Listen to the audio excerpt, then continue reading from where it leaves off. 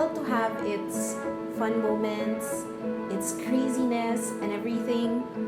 Just like any other family, we have our ups and downs, our moments, our feuds. But one thing's for sure, it's really interesting because I come from a family of 11 children. I'm Andrea Gomez, third daughter in a family of 11, eldest daughter after two older brothers that I have. They say the greatest gift that a parent can give their children is to give another sibling, for him to go through life with, for him to share the joys and sorrows with. But I guess my parents loved me so much because my parents gave me 10 other siblings to share my life with. Growing up as an older sibling gave me the opportunity of being responsible to take care of my younger brothers and sisters. And above all, I learned how to love and be empathetic to everyone. People tend to frown upon big families, especially in the West. They have this misconception that it's more mouths to feed, it's harder, education is expensive. Aren't these people thinking of the future and how is there even enough love to go around in a big family? I mean, parents might, they're thinking, how do your parents deal with you because you're so plenty? I mean, do they, maybe some person's forgotten or maybe another one is not given enough attention. On the contrary, it's not like that at all in my family because I was really brought up with really loving, wonderful parents.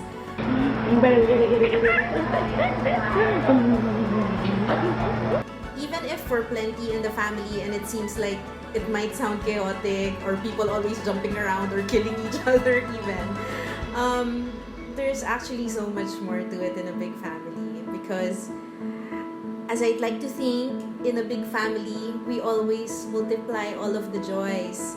And at the same time, when there are not so good things, the sorrows, we get to divide them amongst ourselves. So there are many big achievements in our family. So apart from all of us, my parents bringing us up so well that we all finished university, all of us, and gainfully employed, all successful, those are wonderful achievements in our family. It was my parents' example that made us very loving and happy. At a very young age, they already inculcated in us the value of prayer. One of my most vivid memories growing up was praying the rosary after dinner. And after that, after praying the rosary, we would have a small get-together, a short one, just to relax, unwind, sometimes share stories and jokes. And this was something that stayed with me up until later on in my life. Sundays were 100% family days with all of us hearing Mass. So that's the most important part. We would hear Mass all together, so you could just imagine a whole pew of children, 11 of us, together with my parents. And prayer was integral in all aspects. Excursion and vacation would always have some kind of prayer part of it. So, for example, we would go out of town to go on a Marian pilgrimage or sometimes visiting churches. Growing up, we were there for the fun, of course. Who wouldn't want a out-of-town trip? But little did we know that these practices of prayer and always having Jesus in the center of our family be the greatest investment in upbringing my parents would leave with us as their legacy. Though I paint a happy picture of a loving, happy family, we've had our special challenges, and only in accepting and believing that God has a plan for all of it made us fortify our faith. I was only 11 years old when Abby, our sister, who was number 10 out of 11, was born and diagnosed with mild retardation. Was that Abigail? Goofy! Oh, I'm 28 years old, but I'm just young now. What happened to that?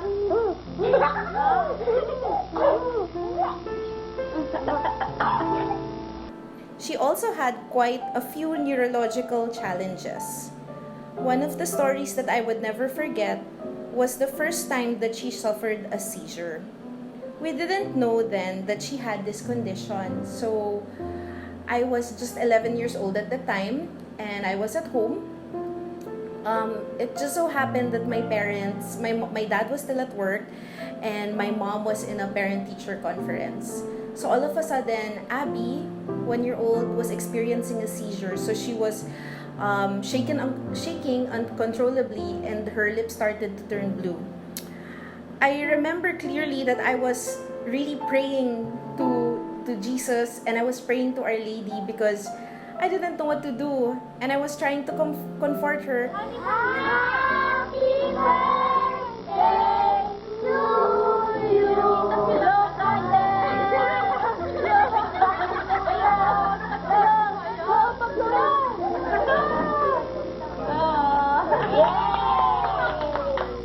And then, in the midst of my panic, in my fear, I decided to call my grandmother who lived in the same village as us. So what happened was she picked up Abby and brought her to the hospital directly.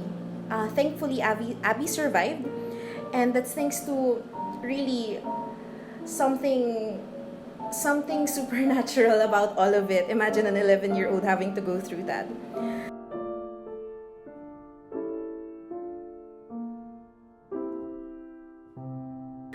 My parents were very strong in making us understand that Abby was different in a very special way.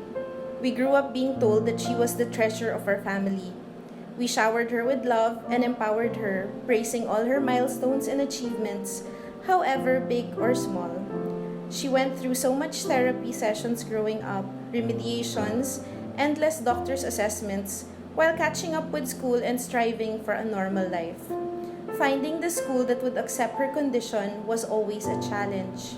We often prayed for us to be guided by our Lord to lead Abby into the right way. It was a lifelong struggle of letdowns, misunderstandings, and somehow defeats. Abby. Happy birthday, Mama. I love you very much. But at the end of it all, the love, the pain, and the struggle for Abby was worth it.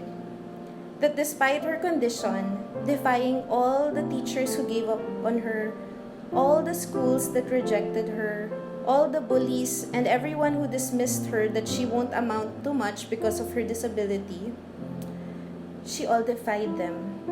She recently graduated with a bachelor's degree in communications from Assumption College just this 2020.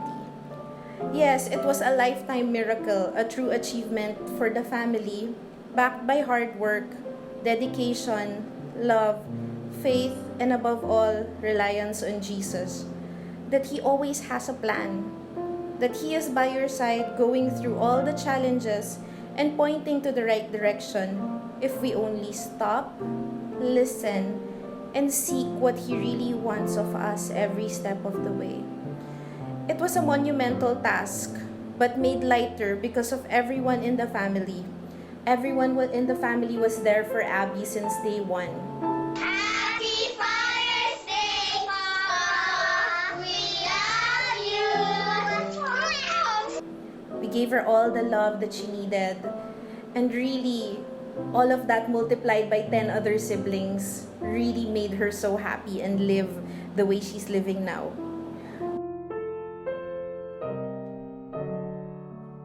Jesus thus turned all the tears into joy if only we listen, trust in Him, and do everything humanly possible on our end. But in all, the task has been lightened because of Him who makes all things beautiful in His time.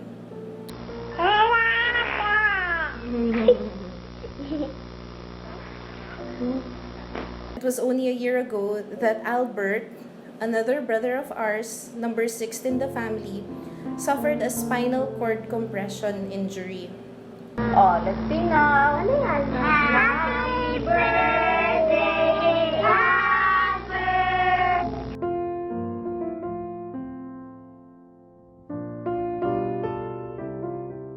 This crushed his bones in the spinal column.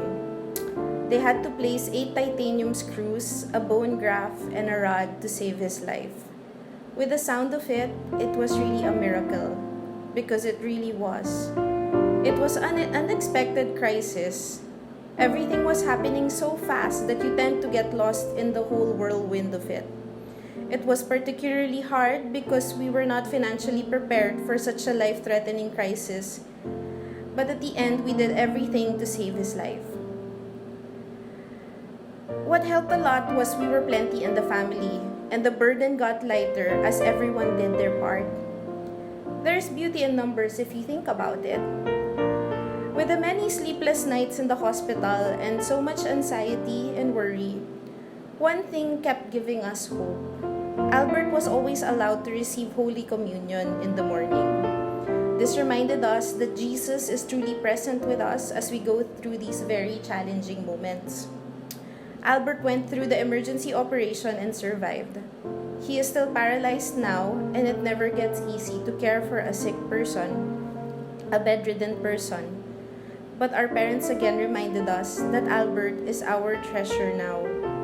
We have to show him all the love because he needs it the most right now. We also keep reminding him that he is closest to Jesus and his prayers are the most powerful. Jesus is very much alive in our home, and most especially through my brother Albert. 2, that's 3. You say, my name is Albert. In a big family, one thing's for sure, you multiply the joys and divide the sorrows. As we go through all these crosses now, with the global pandemic, with continued decline in work and business in our case, with sickness in the family, with so much uncertainty, all we hold on to is our faith in Jesus, that He has a reason for all these things happening. We just have to have hope that He will make all things beautiful in His time. We may be going through a dark and uncertain tunnel in our life journey now, and we still don't see where it will lead. But let us keep the flame of Christ's life and faith that He lights the way through all of these uncertainties. Whatever sufferings and anxieties, pains you have now, God has a plan for it. We can be happy even if the world is filled with so much chaos, sadness, and darkness. Because happiness, peace, and joy has a name and a face, and that is Jesus Christ.